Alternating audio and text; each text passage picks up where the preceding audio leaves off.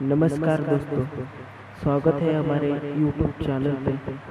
आज हम बात करने वाले हैं क्या वाकई में केदारनाथ मंदिर के रहस्य के बारे में। चलिए शुरू करते हैं। केदारनाथ मंदिर उत्तरी भारत में पवित्र तीर्थ स्थलों में एक है, जो समुद्र तल से 3584 मीटर ऊंची पर मंदाकिनी नदी के तट पर स्थित है। इस क्षेत्र का ऐतिहासिक नाम केदार खंड है।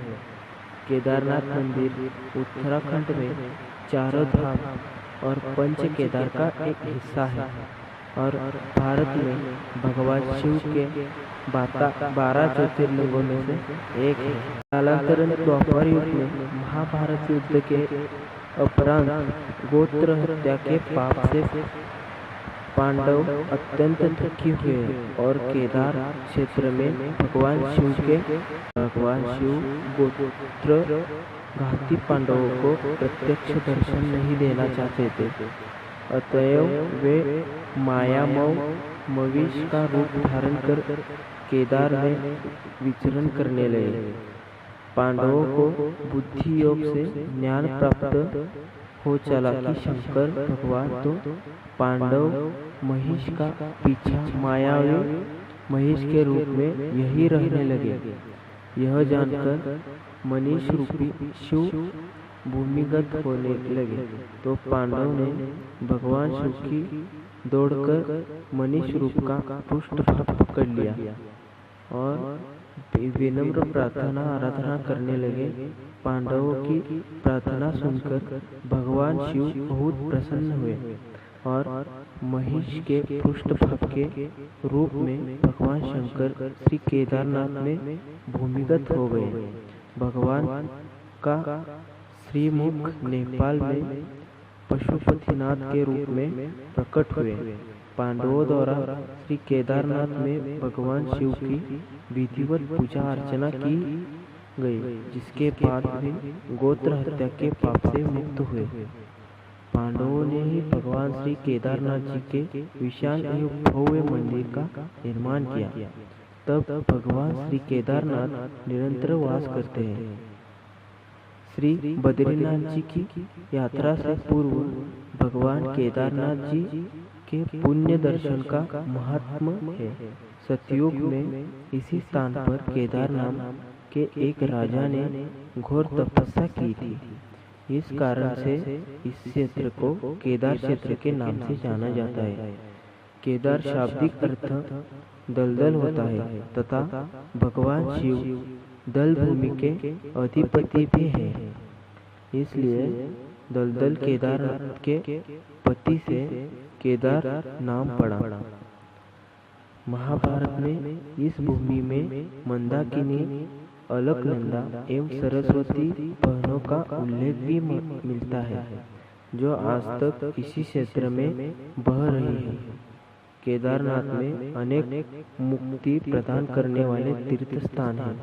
केदारनाथ मंदिर के चारों तरफ बहने वाली दूध गंगा, मंदाकिनी आदि देव नदियों जल में स्नान करने से आयु बढ़ती है। केदारनाथ के पश्चिम उत्तर दिशा में लगभग 8 किलोमीटर दूरी पर वासुकी ताल है। यहाँ पर ब्रह्म कमल बहुत मात्रा में होते हैं। इसके साथ ही इस क्षेत्र में गुगुल, जंटामासी, अतीश, ममीरा, हत्या जड़ी यदि जड़ी बूटियों का प्राकृतिक रूप से उगती है। मंदिर की पूर्व दिशा में जहाँ पर एक गुफा है, कहा जाता है कि पांडव ने अंतिम यज्ञ इसी स्थान पर किया था। श्री केदारनाथ जी के कपट वैशाख मास में अक्षय तृतीय के पश्चात भैयादूज के दिन बंद हो जाते हैं। शेष 6 महीने के लिए भगवान शिव की पूजा उखी मठ में होती है। उखी मठ में भगवान ओंकारेश्वर जी विशाल एवं भव्य मंदिर है। यहाँ पर श्री पंच केदारों में भगवान श्री महाहेश्वर जी की शीतकालीन 6 माह की पूजा भी यहाँ पर होती है।